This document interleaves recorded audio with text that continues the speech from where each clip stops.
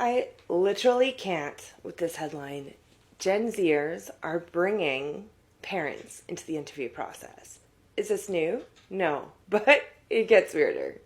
Hi, I'm Allie Knoll. I am a recovering recruiter, and I'm here to tell you that this is not normal, but it has happened in the past. Here's the details on this particular one.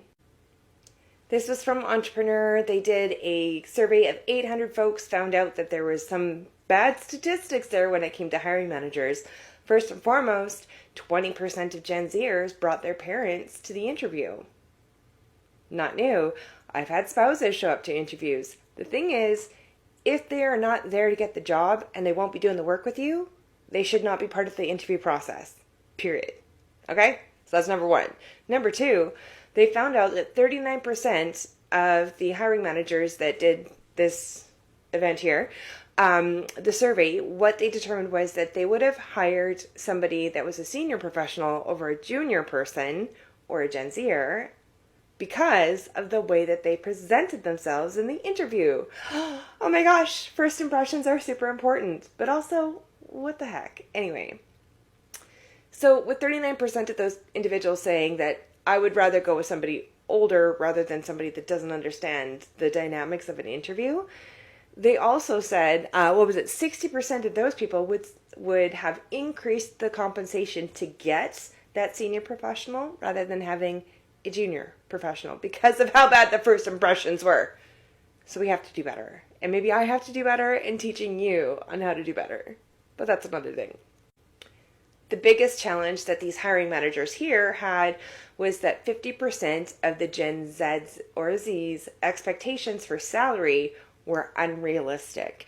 And so the one thing you can do to change that is to do your research. If you're going into an interview, there's tons of opportunities to go and take a look at what the current salary expectations would be. So number one, it should be posted, but it's not all the time. So take a look if it's in the job posting. Number two, there's Glassdoor, there's PayScale.